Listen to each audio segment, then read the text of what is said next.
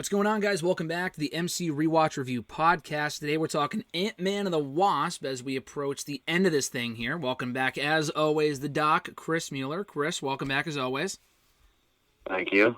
And for the first time here on the show, very happy to welcome on Kevin Berge, also from the Bleacher Report prediction prediction panel. Of course, you're from the prediction panel, but you've been with Bleacher Report with us for a long time now. We've known each other for several years, but this is our first time actually talking to you on the phone, Kevin. How's it going today? It's good. It's been a long time coming in the sense that I have been listening to the podcast. I'm very excited to be able to talk some Marvel.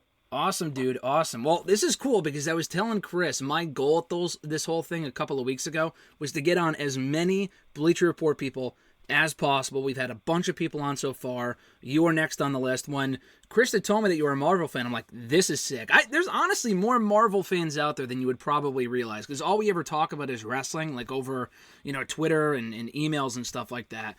But I had no idea that you were a Marvel fan until Chris brought it up to me. Yeah.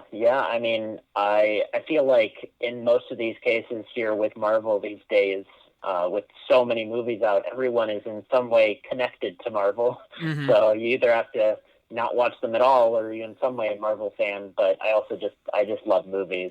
So there you go. Oh, didn't you review, I saw one of your tweets recently, didn't you recently review the third Back to the Future movie, or was that someone else? Yeah.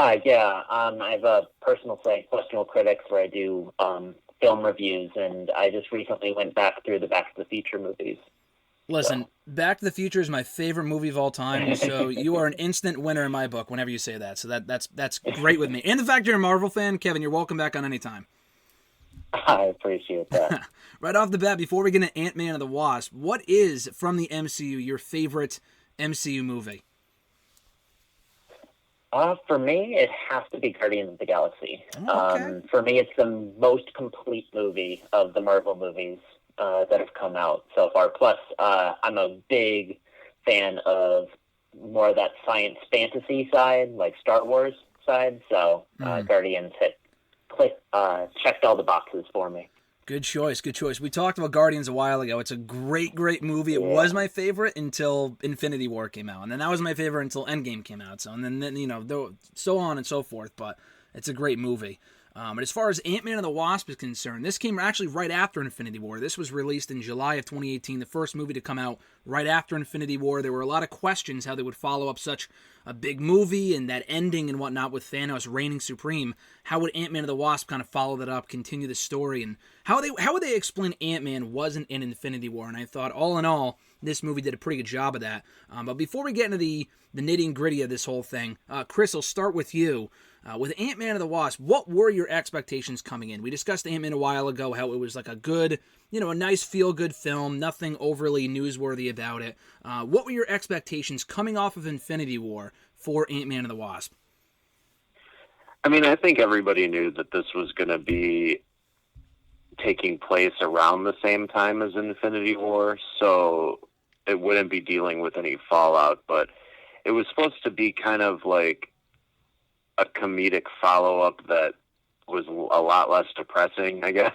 Because, Infinity War is somewhat depressing because the bad guy wins and a bunch of people die. But yeah, this movie was just sort of like, oh, we're gonna give you something light this time around. But I actually have a lot of new thoughts on this movie after rewatching it again for this podcast. Nice. Good. That's what I like to hear.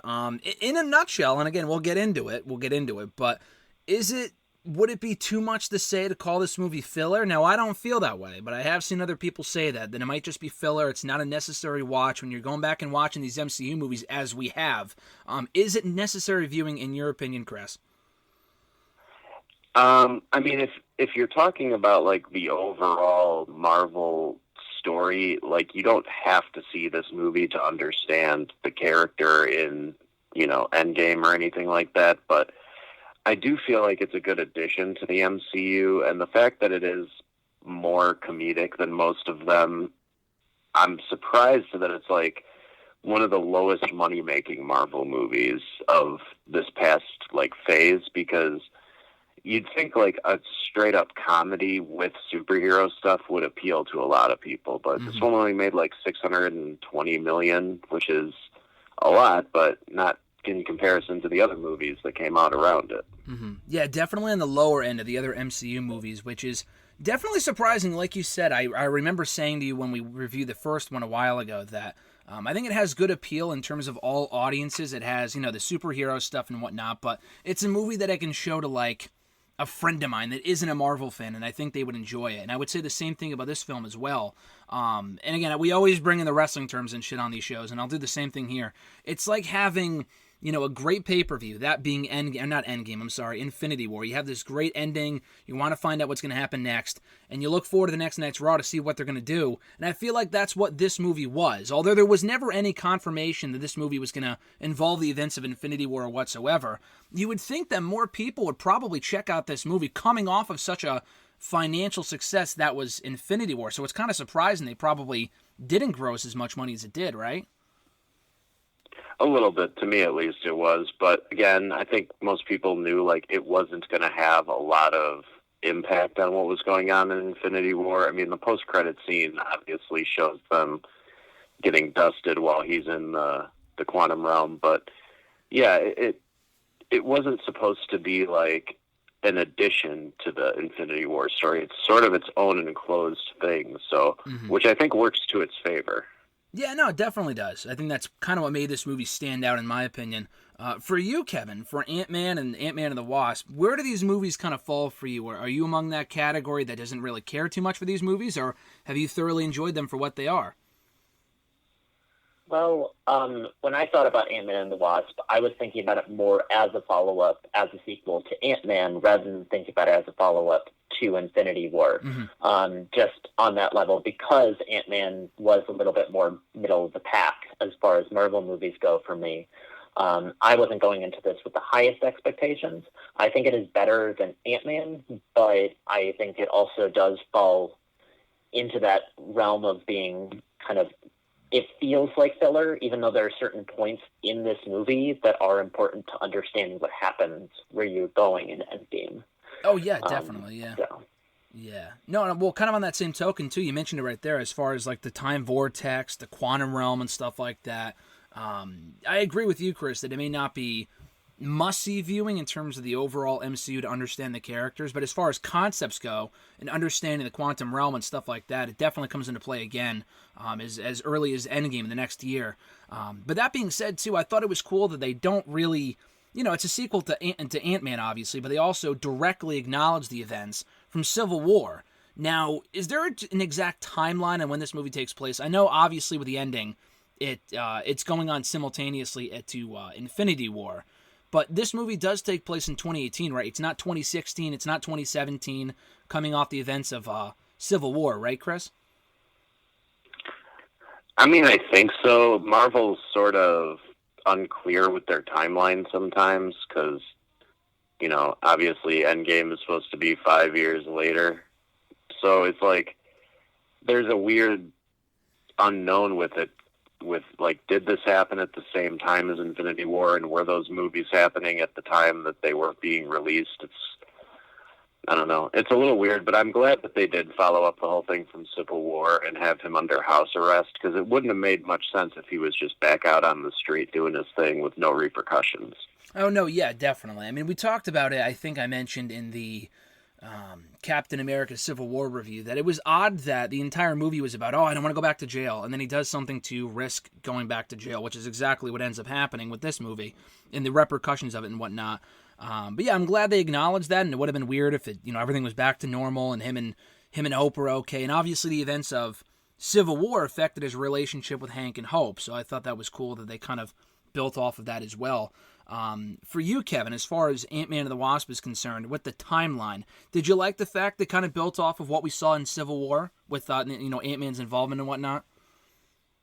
Yeah, I thought with Civil War in particular, having some fallout was important. It's something that was a little touch and go with certain elements in Marvel. I think this worked well because they handled it in a way that had some serious elements, but was mostly used for the comedy side. So it helped to fracture the group a little bit, and then helped bring them back together as they remembered their connection and worked toward a common goal.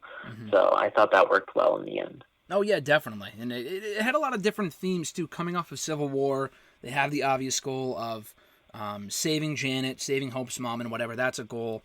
There's a lot of different things going on in this movie at once. It can kind of be easy to be confused with what's going on, but I think they kind of established that narrative early on, like literally in the first scene of the movie, before they even get to the title sequence and whatever, with what this movie's all about, which is what I think works in its favor. So, Chris, you mentioned that you got new thoughts on this movie.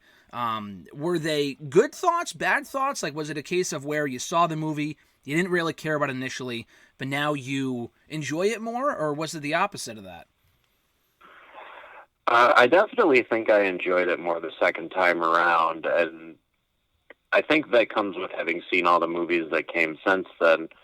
One thing that I kind of thought was that wasn't talked about enough was, like, everybody made a big deal out of, like, oh, Captain Marvel is Marvel's first female-led superhero movie. Yep. But when you go back and watch Ant-Man and the Wasp, like, this is almost more her movie than it is his. Mm-hmm. Like, she's the one who's the way more badass fighter. She's the one who's trying to get her mother out of the quantum realm the whole time. Her and her father are on the run. She's the one who ends up fighting Ghost a lot of the time. Like, she's just as much of a main character, if not more, than Paul Rudd in this movie. So, like, really, she was leading this movie just as much as him, and I wish she'd gotten a little more credit for that. And then also the fact that, like, 3 of the main characters in the movie are powerful women characters. Like, you have the Wasp, who's obviously already very good at doing what she does by the time the movie starts. And then you have Ghost, whose powers are still a little undefined now that she's kind of been fixed. Mm-hmm. And then you have Janet, who's God knows how powerful she is after having spent all that time in the quantum realm. Like, all we saw was the one thing she did with Ghost, but who knows what else she's capable of. So, yeah, I felt like this movie did more for female superheroes than Captain Marvel did almost.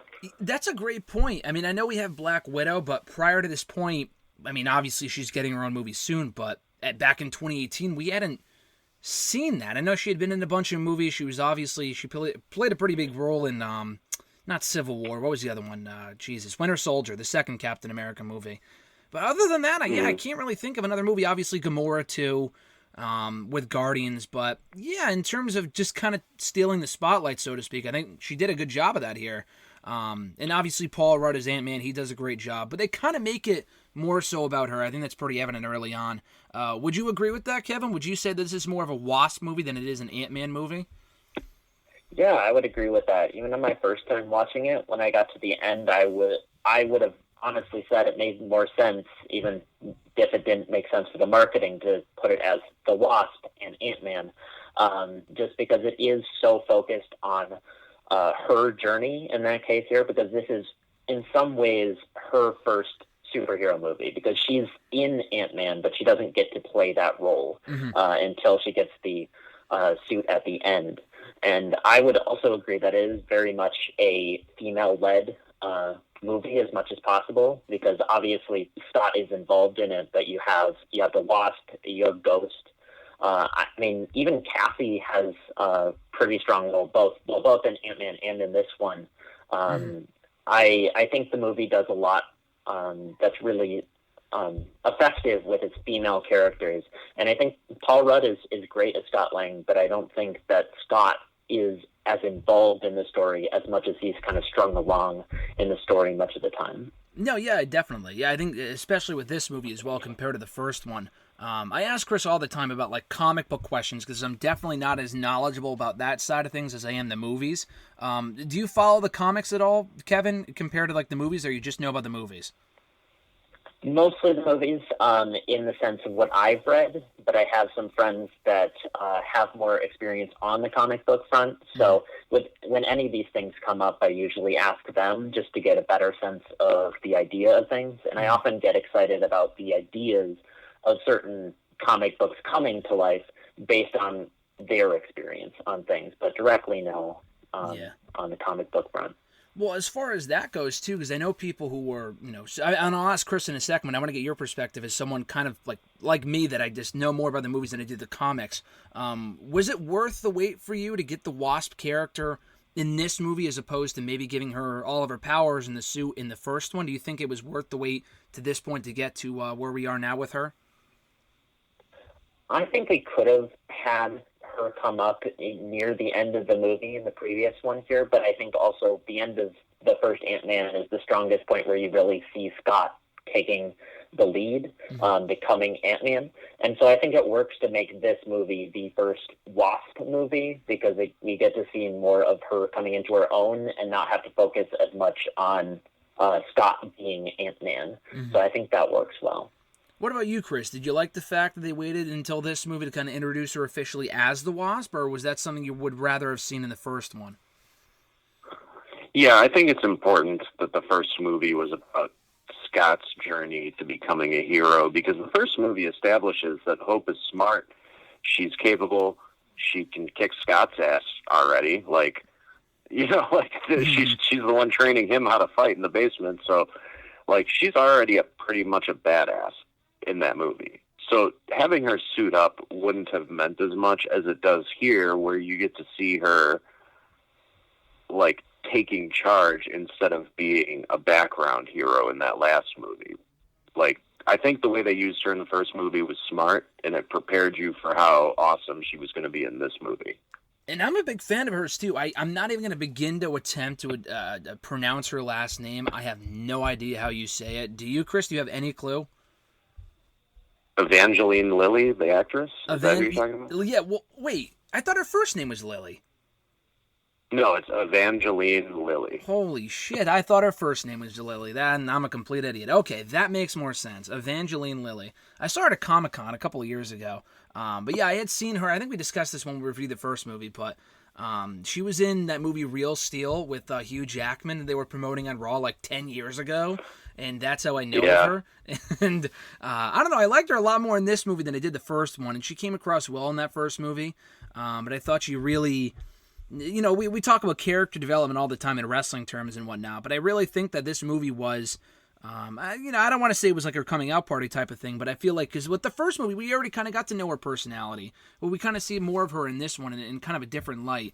Obviously as a badass. But you mentioned that we saw that earlier in the first film too, because she kind of teaches Scott everything that he knows, and he even referenced that in this movie, which was funny. But I was going to mention that. Oh, the other thing. So we talk all the time, Chris, about the cast and the stars that they bring in for these movies. This one being no exception. So they have Lawrence Fishburne play Bill Foster in this movie, and they also brought in, what was his name? Randall Park for Jimmy Woo the Agent, which was cool. I'm a big fan of his from other movies that he's done. And then Walton Goggins, is that how you pronounce his name, Chris? Goggins or Goggins, I'm never 100% sure, because it seems like different talk show hosts say it differently when they interview him. You would think it's Goggins because it has 2 G's as opposed to 1, but so we'll go Goggins. I guess that doesn't really matter. Were you impressed by the lineup of stars they brought in for this film, Chris? I mean, yeah, the casting was great, but they totally wasted Walton Goggins. He is, I don't know how familiar you are with him, but he is a top-tier actor who is not given top-tier roles, ever. The only reason Justified lasted 8 seasons was because of him and his chemistry with Timothy Olyphant. And I'm so tired of seeing him brought in to play these second-level thugs that end up either getting killed or going to jail by the end. I want to see him given a meatier role. And in this movie, I understand, he's almost a comedic villain to the point where, he's not even close to being the main focus of the movie. The main focus is Ghost. Mm-hmm. And he feels like such a side note, and that was so disappointing. But I love seeing him in anything, so, he's funny, and so I thought he pulled that off. But one of my favorite parts of this was how good of friends Paul Rudd and Bobby Cannavale's character are now. His ex-wife's new husband. Yeah. Like, they're like hugging each other and being all friendly. Like, that made me laugh so hard. I don't know why. Like, Yeah. I just love the fact that they show them just being cool with each other, and it's not like this weird love triangle, you know? Yeah, it's not like he's jealous or anything anymore. They kind of tease that tension in the first movie, but they go from that to this movie where when they're saying goodbye to Scott at the beginning of the movie after they take Cassie away from his house, and after he was watching her for the weekend, they all join in on a group hug. Like his ex-wife is hugging him, and then he joins in too, which was great. And then I think my favorite I love part, how amazed he is by Scott's magic trick too. He's like, "How'd you do that?" He yeah, looks so confused. that was great. And then I think my favorite part involving him was when he was saying to Cassie on the phone, when he was FaceTiming her, or she FaceTimed him when he was all tied up and whatever, and they didn't know that. And he was like, "Oh, I'm sick. I gotta go." And then the ex-wife pops on the call, and then he pops on the call. He's like, "Oh, feel better, Scott." And he was like supposed to be like on the toilet or something. They didn't say that, but he was kind of like implying that. But it was amazing. I thought that, yeah, I wish we could have gotten more of him in this movie. I wish we got more of, what's his character's name? Sonny Birch. I wish we got more of him, Goggins, in this movie. They kind of, I don't even know if they implied it so much as they just outright said that he was answering to someone else. There is some sort of higher power here in this movie that he's selling the stuff to. Do you think we will see him brought back for the third movie at some point and find out who his boss is? I don't know how important that is to the plot, but I was sort of hoping, like, and it never happened, but I was kind of hoping that there would be an end credit sequence that showed him communicating with Justin Hammer, because I want them to bring Sam Rockwell back so bad. Mm-hmm. That would be a perfect pairing, yeah. It's, he was just a B villain for this, so I'm not sure we'll ever see him again. Yeah, I would love to. I think, like you said, I feel like he was underutilized here, so I would love to see him be brought back for the third film, assuming he can escape out of jail or whatever.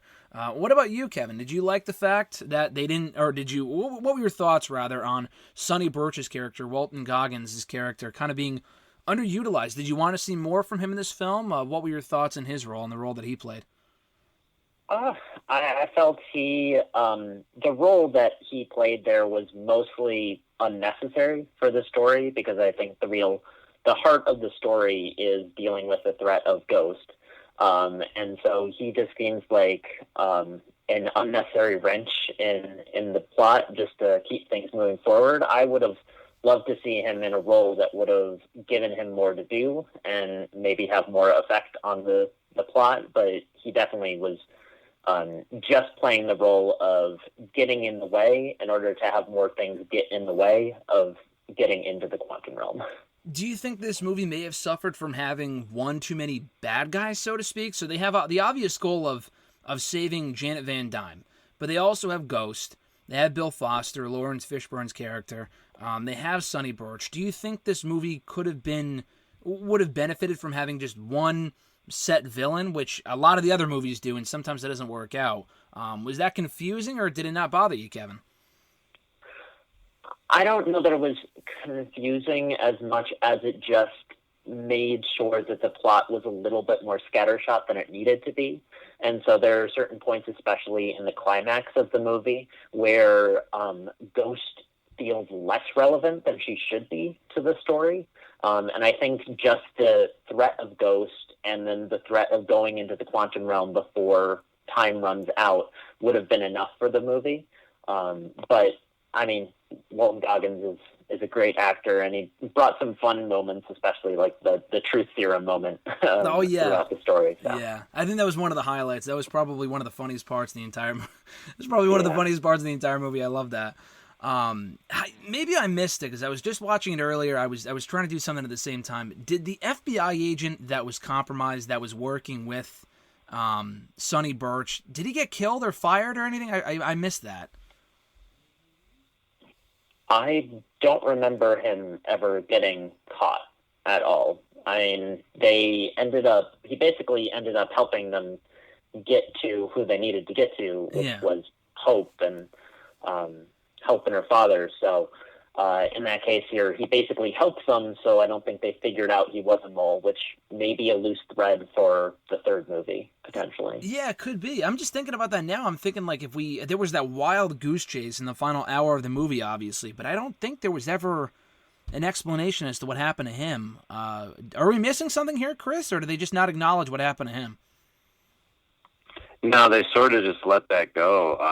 I mean, it was kind of almost an unimportant thing because, I mean, it didn't really matter in the end. But yeah, that is a little weird thread that, like, they could have had him mention, like, I'm working with FBI agent blah, blah, blah when he's under the truth serum, and that would have fixed that little plot hole. But it is kind of a loose thread that they left hanging there.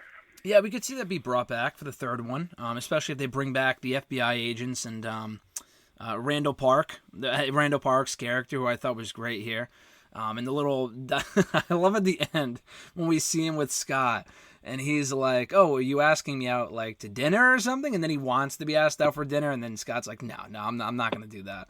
I thought that was great too. But so actually, after what I asked Kevin, Chris, do you think this movie suffered from having too many bad guys? Do you think they could have honed in on just one person here to focus on as far as the bad guys go?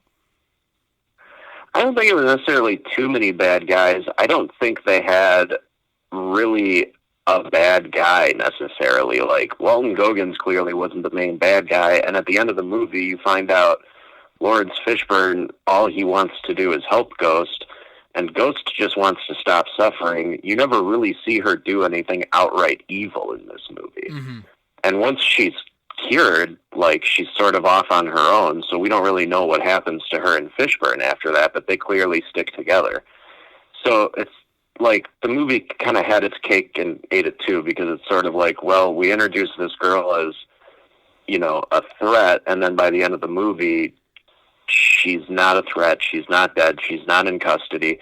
And one thing that I actually thought was kind of interesting was she revealed a little bit of the shady side of S.H.I.E.L.D. that you don't hear about so much, and that's like how she was recruited and used for her abilities and lied to about this potential cure that never came.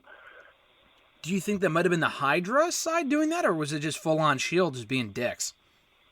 I mean, in the comics, they make it pretty clear that Nick Fury does some shady stuff to get things done once in a while, so, you know, he's the ultimate spy. Like, he's never tried to claim to be a saint, so it wouldn't surprise me if Nick Fury recruited her, used her, said we're working on a cure, but never knew if any was coming. Like, it is what the government does with assets like that in movies like this. So I just like that they threw in that little bit of backstory that she was a S.H.I.E.L.D. agent at one point, and that, like, that's sort of what drove her to be kind of crazy almost, is that, like, she was just used and used and used and never given any kind of relief. Yeah, and they promised her a cure, which they were clearly lying about. So if anything, she comes away looking like the good guy here, and she had every reason for doing every bit of reason for doing what she did. But what were your thoughts in the Ghost character, Chris? I'll start with you and how she kind of came across, and would you like to see her be brought back for a future installment? I mean, I'd love to see her come back. I just don't know in what capacity they would use her, because she's not a big enough character, even amongst comics fans, to get her own movie. So she'd have to be brought back as either part of a team or just a side character in another movie. And, you know, it would be great if they did that. Like, they're obviously going to have to come up with a new Avengers team at some point. So it wouldn't surprise me at all if Scott's like, hey, I know this girl who can do some crazy stuff, and go recruit her.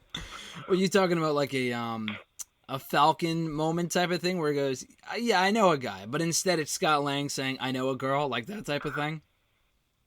Yeah, and let's face it, her skill set works out perfectly for Ant-Man 3, because these are heist movies, essentially. Yep, exactly, yeah. She's perfect for a heist, so yeah, I could see them bringing her back for the next Ant-Man, maybe. Yeah, I think it's definitely possible. What about you, Kevin? What were your thoughts in the role that she played in this film, and would you like to see her be brought back in the future? Yeah, I thought that she was one of the more interesting villains that Marvel has had, in the sense that she wasn't strictly a villain. I mean, with all that happened with her on the S.H.I.E.L.D. side. I would definitely be interested in seeing her come back, potentially in an Ant-Man 3, maybe setting her up for future other team-ups, like some kind of smaller Avengers team here. I think the only thing really with Ghost that I was a little, I guess I wouldn't say surprised by, but just a little disappointed they didn't go into as much is because they talked about how she was an assassin and she had done all these dark things. And at the end of the movie, she's telling Bill Foster to leave her behind because she's done all these dark things. I'm surprised they never got into her actually doing something that we would see in the movie that would be on the darker side, that would make it a little bit more gray for her character. Yeah, that's a great point. You know, they hinted at it like as if she was going to rip Hank's heart out, and Scott had alluded to that, but we don't actually see her do it. I think she may have done it in like the security footage that they showed of her doing the stuff for S.H.I.E.L.D. But other than that, I don't think we actually saw her do anything really that sinister aside from steal the stuff. So and you know, fight Ant-Man and the Wasp and people like that. So that's actually a great point. And they may have done that on purpose just to make her a more likable character. But you're right, if they're going to have her plant a line like that about how she's done all these nasty things, then we should probably get a better look at what these things that she did were. So I totally agree with you there. So Michael Pena's character, we got Luis back in the show, back in this movie after the first one. Do you think that he was as good in this movie as he was in the first one, Kevin? Do you think he was funnier in this movie? What were your thoughts on Luis in this movie? I would say that he's more involved and funnier in the first movie. Just because he's more involved, there's more of his classic sudden stories and flashback situations here. Here, he feels much more like a side character. Just there, I mean, especially his main role was just to accidentally lead people toward their lab when they tried to hide away. So he didn't get to do a lot, though he did have the fun moment in the climax where he got to drive around in the car at the end. So yeah, no, that was a great scene too. What about you? What about you, Chris? What do you think about Luis's character in this movie? Is it kind of curtailed compared to the first one, like Kevin said, where we don't really get that classic storytelling format as much? We still do a little bit, not nearly as much though. What were your thoughts in his role in this movie? I mean, I like Michael Pena, so I was happy to see him back. But yeah, I agree with Kevin that he definitely felt more important in the first movie. In this one, they just wedge in that little side story about like, oh, we're trying to start a security business, and that's how they were able to get T.I. and the other guy in there too. Like, those characters weren't necessary in any way for the plot to move forward. But I'm at least happy they brought them back and didn't just ignore them, because like, they were clearly Scott's friends, especially by the end of the movie. So it was good that they were there. They just didn't feel very important. Although the one scene with Michael Pena, like, playing around with the little cars towards the end, that was pretty amusing to me. Yeah. I especially love the, they did one of those, you know, those honest trailers that they do where they kind of lampoon movies, especially movies like this. They did one for the entire MCU, and there was a great line about, like, you know, oh, and it's, the MCU has all the Audi product placement you can take, unless you're Ant-Man and the Wasp, and you get a Honda Civic and you'll like it. like the cars in this movie are so much less fancy than in Iron Man, and it's just funny that somebody actually took the second to point that out. Yeah, that's actually a great point. I didn't really think about that. I mean, the whole, 30, 45 minutes is just literally one giant goose chase between Hank, you have Ghost in there, Scott, Hope, and they're still trying to go for the mom, too, which you kind of completely forget about by the end, but that's their ultimate goal with this whole thing. You have Sonny Birch in there, Bill Foster. You have all these characters going after this one thing. Did you like the format of the finale, so to speak, Chris, and how they kind of structured it with everyone going after this one thing before they before the good guys take it and they go on to save Janet? I mean, it definitely fits the tone of the movie to have kind of a chaotic chase with all these different moving parts, and it definitely is like, it's a heist movie, so that's sort of the subject of the heist is this lab that is mobile at this point. But Yeah, I thought they did a good job with everything. I liked how they incorporated him being Giant Man into it, because we got a taste of that in Civil War, and then you get to see a lot more of it in this movie, so it looks a lot less... It's a lot less jarring after having seen it in Civil War to see it in this movie. I love how they reference that scene, too, with the whole comparing sizes thing between him and Bill Foster when they're at the university. That was a big thing in the trailer, and it was just as funny in the actual movie as it was in the trailer, which was great. So, yeah. What were Fishburne played that scene, like, just watching Lawrence Fishburne in that scene, you can tell he was having fun, because the way he plays that scene and how impressed he looks when Scott tells him how big he's gotten. Yeah. Just the delivery of the one word when he's like, huge. Like, yeah. It's just so perfect. It's great. Yeah, he's like, Scott's like, no, it's fine. And then Foster's like, no, tell me, I'm curious, please. And then he's like, 65 feet. He's like, wow. Yeah, that whole scene is great. And then Hope's like, when you can stop comparing sizes, we'll get back to business here, which was great. So, yeah, what about you, Kevin? Did you like the whole chaotic feel of it by the end? Did you like the fact that it was really just one giant heist by the end of this movie, a lot like the first one? I think it definitely fit the style of the movie as a heist movie. I like the idea that this gigantic lab could become small enough to be the focus of the heist. But I think that this was the area that... especially in my first watching, was where I kind of lost the movie a bit, and then coming back to it, I like it better. But I think I still would have liked more focus on getting to Janet, because that was such a focus in most of the movie, where it kind of feels like that becomes a side story in the end, versus all of the gags going on at the same time. It kind of loses the emotional edge to that, as she comes in only in brief moments in the chaos of the heist. Yeah, well, that's a good point right there. Do you think the quest, their pursuit of saving Janet, kind of gets lost in the shuffle there for a little bit, even though that is the ultimate goal of the whole movie? Because I agree, it does feel like at certain points where you kind of forget what the ultimate objective is with what they're doing here. Yeah, I agree. That's something that... I feel works better when I was watching the second time, but I still feel the movie works really well when it can find those moments to get more emotional and dramatic. And those are those times, especially dealing with the Janet situation, having Paul Rudd play Janet for a bit there when she takes that was over. Great too, yeah. That was good.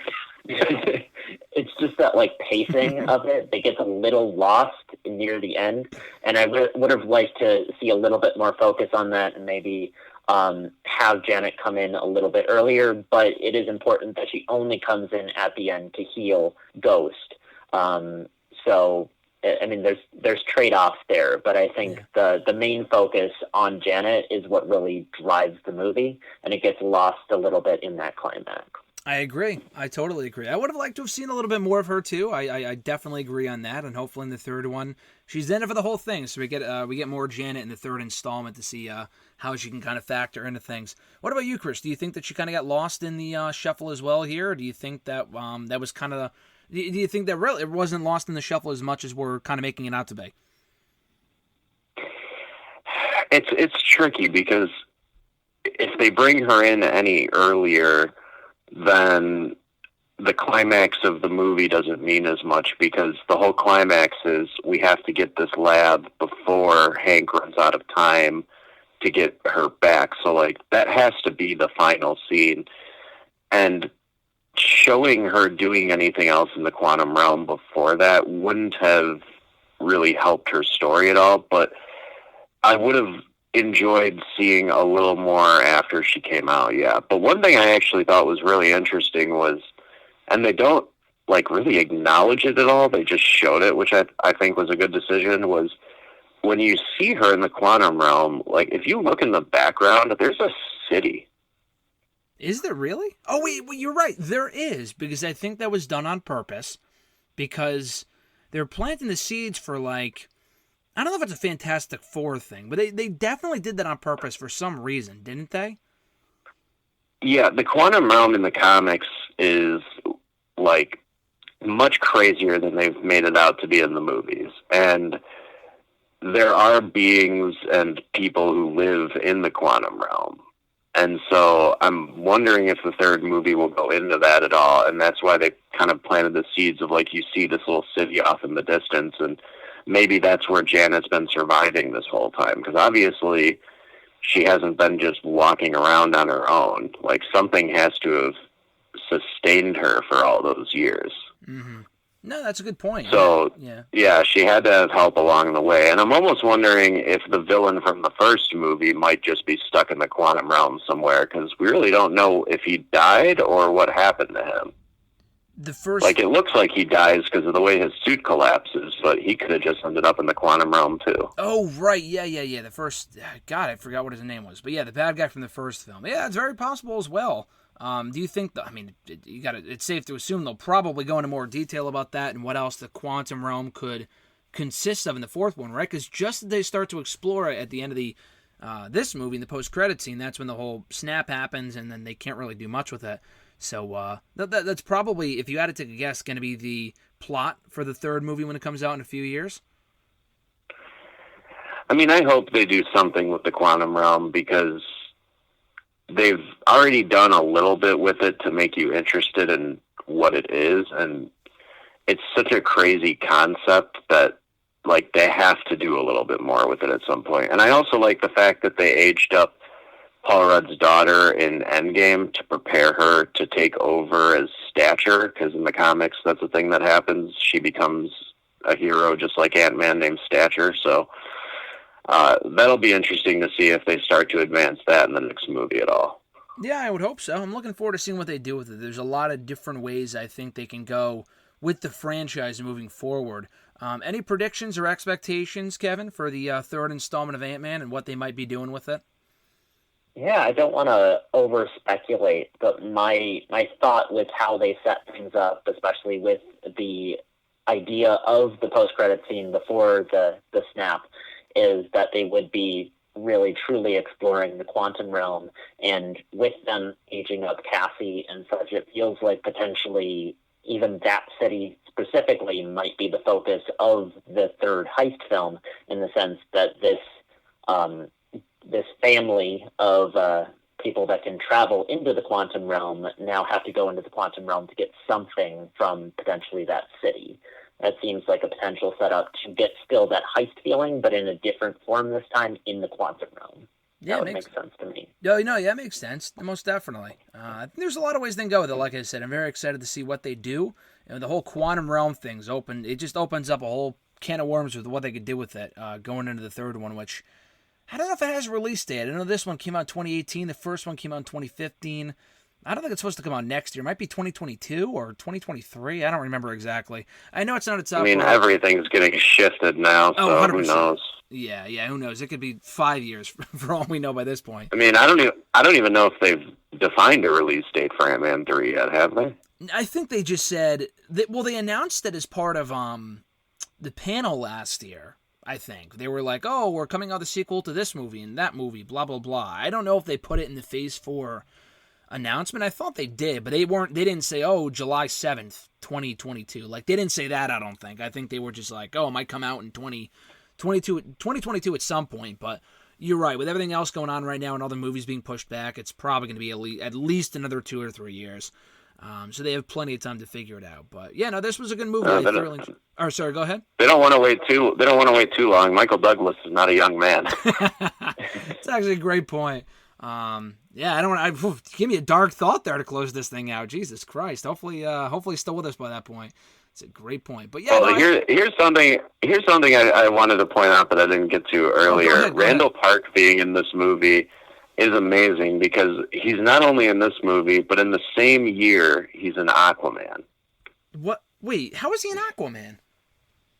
He's the guy who appears on the news being like, Atlantis is real, these people exist. And then at the end of the movie, he's the one who pulls Black Manta out of the ocean and is like tinkering with his gear when Black Manta wakes up from all his injuries and stuff. Oh, I completely forgot about that. I just saw the movie for the first time like a month or two ago, so I should probably know that. But yeah, I forgot that he was in that movie. I just remember him It's just most. I remember, crazy that like a lot of actors have appeared in both Marvel and DC movies, but he might be one of the only people to do it in the same year. He probably is.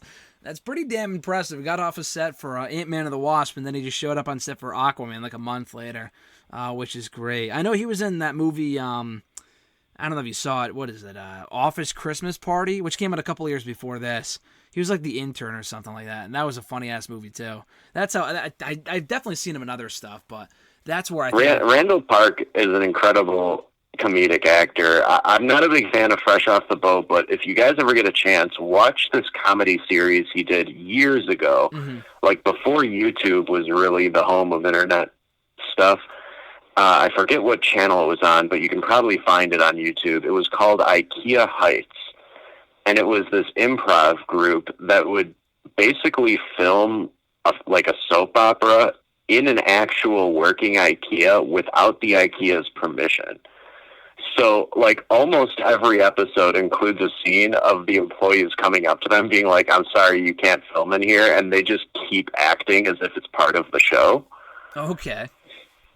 So, like, there's this one stupid episode where, like, Randall Park and this girl are walking around in IKEA together, and he has like a map to something, and an employee walks up, he's like, sir, I'm sorry, we're going to have to ask you guys to leave. And without even blinking, he looks right at the guy and goes, but what about the treasure?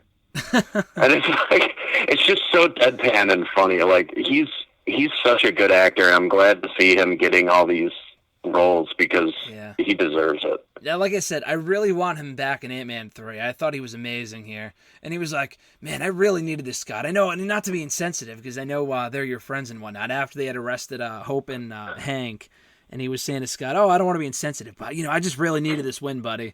And he's like, Yeah, he's too nice to be an FBI agent. Like, it would be great if him and Scott got to be friends and work together in the next movie. That would be funny. Make him the new Coulson. Like, have him be cool with the superheroes, Yeah, that's actually a great idea. Hey, if the Ant-Man 3 post-credit scene is Scott and, God, what's his character's name? I think it's Jimmy. I think his character's name is Jimmy, but Randall Park's character and Scott going out to dinner after they had teased it in this movie, then I think it'll be well worth it. So I'm looking forward to that when it comes out, whenever that does.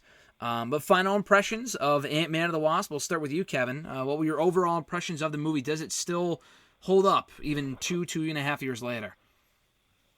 I thought it held up better my second time watching it. I think similar to Chris's thoughts here. When I first watched it, coming off Infinity War, even if I wasn't expecting it to be a sequel, it's a lot to live up to. But just watching it as its own standalone film, a lot of the comedy, the drama, it all works really well together. And I think especially considering it to be more of a Wasp film than an Ant-Man film, I think it works really well and it establishes a lot. And that post-credit scene is, like, even with my first time watching it, was one of the most fun post-credit scenes I've watched. So. Oh, it was great. I loved it. I just got chills. I remember going to see the movie.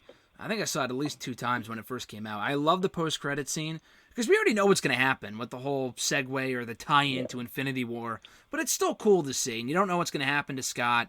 Hope, Janet, Hank have all been dusted away, and it's the perfect cliffhanger going into Endgame. And if I wasn't already excited enough for Endgame coming off of Infinity War, I was that much more excited following the post-credit scene for this movie. I know there were some people that were pissed that the end credit scene was the ant playing the drums, but I thought it was still funny for a 10-second throwaway post-credit scene. It's probably not quite as infuriating as the one from Homecoming, that I know, Chris, you loved, which we've discussed before, and people got fucking pissed at that one. This one wasn't quite as bad, but people were still pretty disappointed, I remember. Final impressions of Ant-Man and the Wasp, Chris? Before I get to that, I just thought of something as you were talking about that post-credit scene. Before he goes into the quantum realm, they specifically state that he's going in there to get particles so they can keep helping Ghost. Yep. Like, they imply that she needs to keep getting treatment. And then they all disappear, and he's in the quantum realm for 5 years. What happened to her? Yeah, well, that's what I was wondering too. I'm hoping we get more answers on her again in the next movie, because is she Like, dead? does I she mean, it's feel been like 5 years, Ant-Man hasn't and all them abandoned her? Is she, like, even crazier now? she might be. It's been 5 years, right? I mean, we're in 2023 at this point, so I mean, if she got dusted too, then I guess it would make sense that she wouldn't really be too affected by it. But yeah, they'll yeah, probably just say that. that just popped into my head for some reason. But yeah, as far as final impressions go, yeah, I liked it more the second time. This might not have even been the second time I watched it. It might have been like the third or fourth. I don't know. But this was like the second time that I really paid attention to everything. Yeah. And I definitely liked it more this time around than I did the first time. And even though I have some issues with, certain things and certain characters, especially, Walt McGogan's kind of being wasted, I still think that it's a fun movie, and it's one of the more what I would call family-friendly movies of the MCU, where you don't really have to worry about your kid hearing too much bad language or seeing too much, like, outright violence. Like, I'm not even sure if anybody actually dies in this movie. I don't think so. Trying to think. I mean, some ants, they got eaten by the seagulls and shit. But other than that, I don't think any actual human being dies. Yeah, you're right on that, actually. So it might be the first Marvel movie where that's the case. That's probably is. You know what? You've presented me with a challenge, Chris, and I'm gonna have to go back and look at that. I feel like unless there's like footage of Ghost doing an assassination or something, I can't think of anyone who gets killed. well, there is that, because she did say during the spiel that she was giving, she's like, "Oh, I had to kill people," and they show her like ripping someone's heart out or some shit, like putting her hand in their chest. But I mean, that's just archive footage. Other than that, in real time, I don't think so. I'm trying to think. I don't think so. That's a great point. Which it fits the narrative, it fits the theme.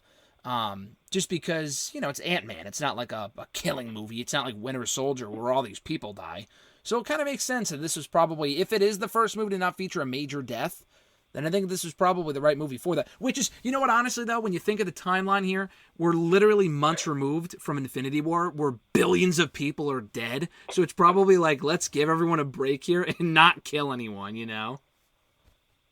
Yeah, I wonder if that was a conscious choice or not. But, yeah, it's interesting that there would be a Marvel movie where not a single person died. That's a hell of a takeaway. That's a great note to end it on. That's a very good note to end it on. The first Marvel movie to not feature any deaths whatsoever. I'm going to have to go back and check that out. I know Antonio Banderas definitely died as Scott had to jump off the ant to get on the cruise or the whale watch or whatever the hell it was at the end. Other than that, though, yeah, I don't think there were any deaths, so I'm going to have to go back and check up on that before we do the next episode, which is going to be on Captain Marvel, featuring Rob Schamberger, which is going to be great. Which is already in the can by the time we're recording this, but the people don't know that, so it's fine. But anyway, we're all out of order. We're all out of order here. We recorded that a month ago, but it's actually going up a week from now from when this goes up. So that's the beauty of doing podcasting. But on that note, though, this has been awesome, guys. Thank you so much as always. Kevin, thank you for coming on, dude. This has been great. So, yeah, before we ride off into the sunset here, where can people find you? You're a Twitter machine. Obviously, you're with Bleacher Report. People can read your great articles. Where can people check out your work, dude? Yeah, I am on Bleacher Report, and I am on Twitter, at Kevin Berge, and also I am on questionablecritics.com, which is primarily just where I post movie reviews. Very nice. Have you done any MCU movie reviews yet? I have. I have done the majority of MCU movie reviews. Good stuff. Yeah. Hey, if you've already done a majority of the MCU in addition to Back to the Future, again, like I said earlier, that's must read right there. I mean, I know I'm going to check it out because I love Back to the Future, so you're speaking my language right now. But great stuff. Thanks for coming on, dude. We appreciate it. And Chris, great time as always with you. And people can find you on the Twitter machine at BR_doctor. Any closing remarks before we close it out here? No, it's been fun. It's been fun. Thanks, guys, so much for helping me break down Ant-Man and the Wasp. Take care. I'll talk to you guys soon.